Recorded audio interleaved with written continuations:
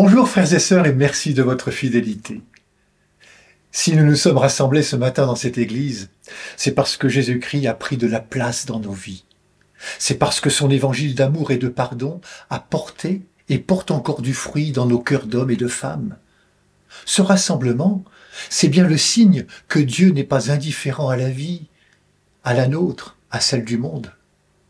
Lui aussi désire que toute personne de bonne volonté puisse aimer comme son Fils aime, puisse porter du fruit, grandir dans son humanité.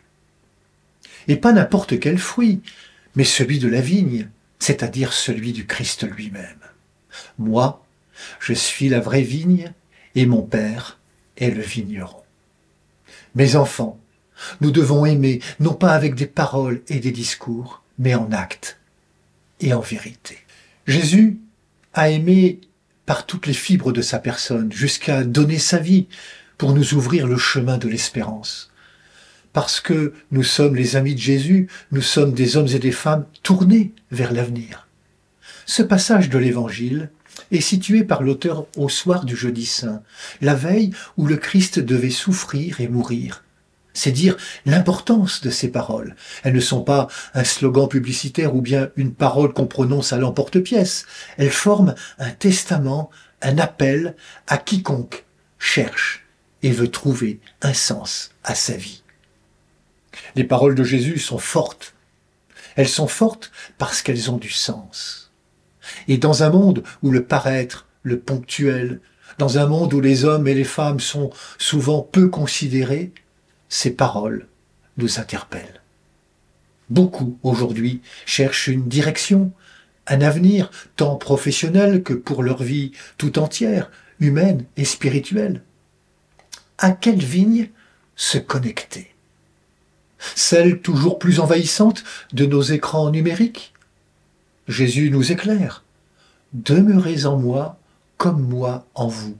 Autrement dit, soyez connectés à moi sans jamais vous débrancher de cet amour que j'ai pour vous. Il en va de votre liberté, de votre humanité. À quelle vigne se connecter?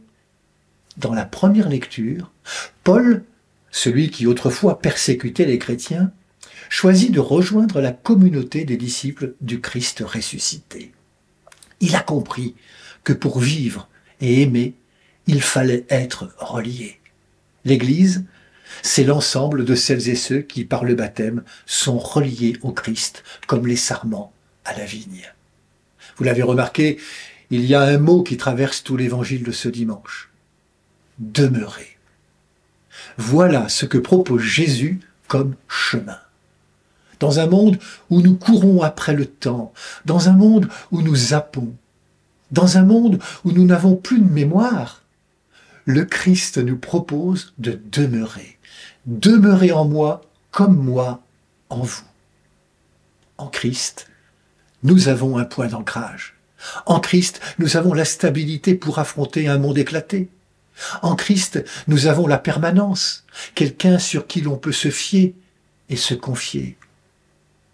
Nous désirons tous avoir des vies qui soient utiles, qui construisent le monde. En étant enracinés en Christ et en nous laissant tailler par le Père qui travaille sur le long terme. Un homme, une femme se forgent sur une vie tout entière au cours de son histoire. Nous deviendrons porteurs de fruits. Nous donnerons envie à d'autres de découvrir l'Évangile non plus comme un livre d'histoire ancienne, mais comme le chemin d'un bonheur vrai et durable qui change une vie en l'ouvrant sur le monde de Dieu et celui des humains. Ces deux mondes, en Jésus-Christ, se rejoignent. C'est ce que nous célébrons à chaque Eucharistie. Une alliance. Ce qui fait la gloire de mon Père, dit Jésus, c'est que vous donniez beaucoup de fruits, ainsi vous serez pour moi des disciples. Alors, connectons-nous à Jésus-Christ, nous porterons des fruits et des fruits qui demeurent. Bon dimanche à toutes et tous, prenez bien soin de vous et des autres.